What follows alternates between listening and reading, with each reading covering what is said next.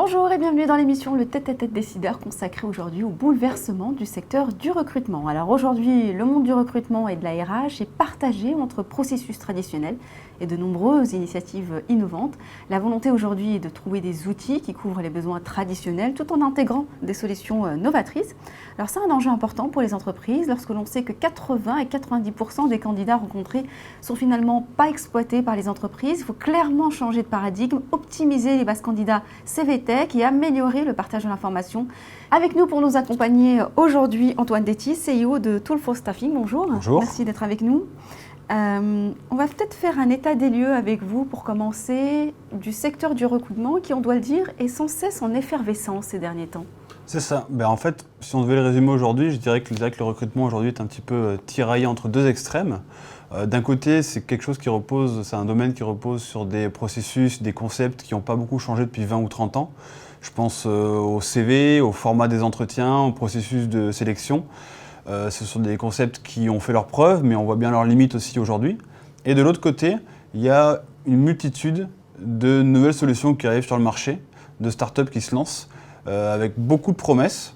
Et c'est pas forcément évident aujourd'hui pour le recruteur de faire un peu le grand écart entre les deux. Donc vous, ce que vous dites, c'est que finalement aujourd'hui, les recruteurs sont un peu perdus finalement.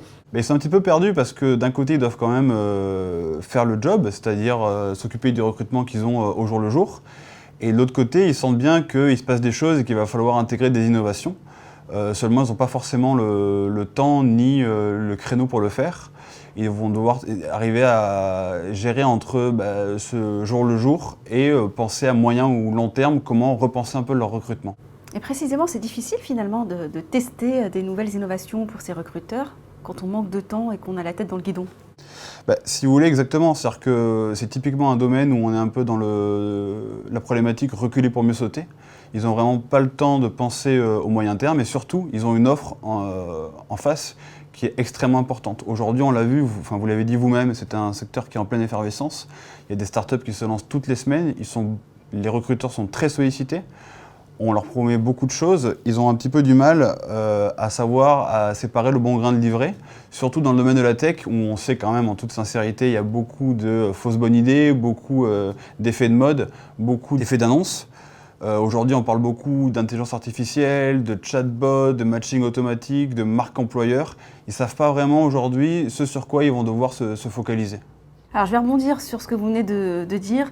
Cet effet de mode, effectivement, le bruit court que finalement il faut soigner son image de marque, traiter finalement le candidat comme un client en toute sincérité. Est-ce que vous-même, à titre très personnel, vous pensez qu'on peut acquérir finalement un candidat de la même façon qu'on acquiert un client ? Alors ça, effectivement, vous l'avez dit, c'est un terme très à la mode, la marque employeur, traiter ses candidats comme des clients.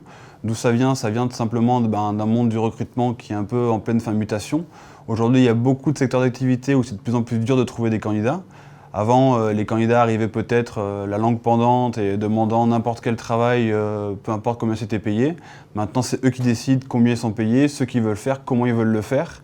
Du coup, il y a un peu un renversement de la situation à ce niveau-là. Et c'est à l'entreprise de savoir séduire et attirer les talents qu'elle souhaite embaucher. Et dans ce cas-là, effectivement, on va devoir penser un petit peu à ce qu'on appelle la marque employeur, c'est-à-dire promettre aux candidats « venez chez nous, il fait bon travailler chez nous ». Et dans les faits, concrètement, ça se traduit comment ? Ça se traduit assez mal aujourd'hui, c'est souvent un vœu pieux, il y a un petit peu de communication qui est faite. On essaie de faire que l'entreprise paraisse un peu plus cool, mais ça s'arrête à la communication. Structurellement, on ne traite pas forcément les candidats et les bases candidats différemment de la manière avec laquelle on le faisait il y a déjà 10 ou 20 ans. Qu'est-ce qui manque pour que ça se généralise finalement ? Alors il y a plusieurs choses, mais la première c'est surtout se donner les moyens de le faire. Je prends un exemple très parlant, c'est le département vente. Aujourd'hui, dans n'importe quelle entreprise, il y a énormément d'outils qui existent pour vendre un produit. Les équipes de vente vont avoir des CRM pour gérer les relances et les communications avec les clients, vont avoir tout ce qui est des outils d'emailing, de tracking, on entend beaucoup parler de marketing automation, tout ce genre de choses. Également tout ce qui est algorithme. Aujourd'hui, on en trouve à foison. On a beaucoup de solutions qui proposent de mettre en face de vos offres des clients potentiels. Aujourd'hui, la plupart des entreprises, on va avoir des outils qui vont leur dire oui, votre cliente, Madame Michu, est intéressée potentiellement par une cafetière, mais par contre, aucun outil va vous dire cette personne-là qui est chef de projet, a priori peut être intéressée par ce poste de chef de projet. Il faut mettre en place des outils qui vont faciliter et permettre un traitement différent des candidats. Sinon, on va rester sur le problème d'aujourd'hui et avoir des bases candidats qui sont finalement complètement inexploités. Alors je voudrais revenir quand même sur les pourcentages que j'ai donnés en introduction qui sont quand même assez éloquents. 80 à 90% des candidats ne sont pas exploités ou mal exploités aujourd'hui. Est-ce que finalement, ce que vous êtes en train de dire, c'est qu'avec votre vision, vous pourriez à terme faire baisser ce pourcentage ? En tout cas, c'est le but. C'est vrai que c'est un chiffre qui est assez affligeant, qu'on constate nous aussi chez tous nos clients. C'est-à-dire que vous avez un recruteur qui va lancer un processus de recrutement, qui va faire passer, alors pour donner des chiffres grossiers, des entretiens à 10 personnes par exemple. Au final, ils vont en recruter qu'une seule. Il leur a passé du temps à qualifier, à faire passer des entretiens, à faire passer des tests. Et au final, les 9 autres personnes, il n'en fera rien, faute d'offres à mettre en face. Les entreprises ne peuvent plus se permettre de repartir à zéro à chaque processus de recrutement, alors qu'ils ont en base des candidats parfaitement qualifiés. Donc ça implique finalement pour les recruteurs, si j'ai bien compris, d'aller retrouver des candidats qu'ils ont reçus il y a 2 ans, 3 ans, 5 ans, pas toujours simple. Et c'est le but, c'est-à-dire vraiment déjà avoir des outils qui vont vous permettre, on va en parler, d'aller chercher des candidats que vous avez déjà en base, mais pas que. Il y a aussi une notion de temporalité, c'est-à-dire que si vous envoyez une nouvelle offre à un candidat à qui vous n'avez pas adressé la parole depuis 1 ou 2 ans, ils ne savent plus qui vous êtes, tout est à refaire. Donc il faut vraiment penser encore une fois, on se répète comme pour un client, il faut que le candidat reste en contact avec vous au travers d'une communication ciblée, il faut qu'il garde une bonne image de vous, c'est la fameuse marque employeur, pour qu'ensuite, à terme, effectivement, il puisse également ressortir de vos bases et lui envoyer une offre 1 an, 2 ans, 6 mois après, si jamais vous avez une offre qui est pertinente pour lui. Est-ce que ça implique pour les recruteurs de s'équiper d'outils assez lourds finalement ?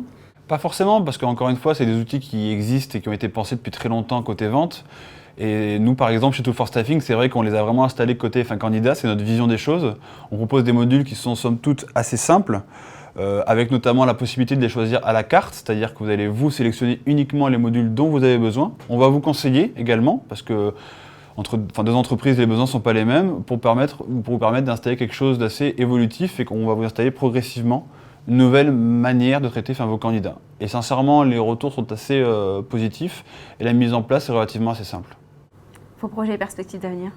Alors, il y en a beaucoup. On va continuer dans cette lancée, comme je vous l'ai dit, vraiment changer un petit peu le paradigme en ce qui concerne le traitement des candidats.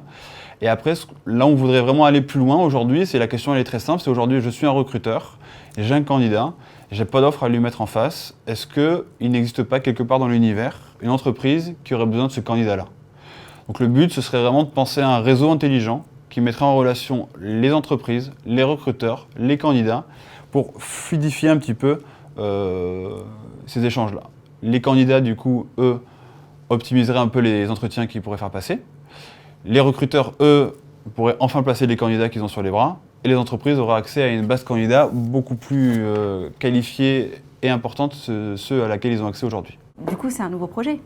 C'est un projet complémentaire, vraiment, qu'on va proposer à certains de nos clients. On est en dialogue avec beaucoup d'acteurs. C'est quand même un projet très innovant, donc il faut qu'on prenne un petit peu la température du domaine, avec les cabinets, les clients, les candidats.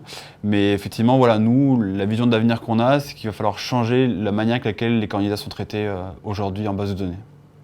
Merci d'avoir été avec nous, Antoine Détis. Merci. Merci à vous de nous avoir suivis sur bfmbusiness.com. On se retrouve bientôt pour un prochain numéro, le tête-à-tête décideur.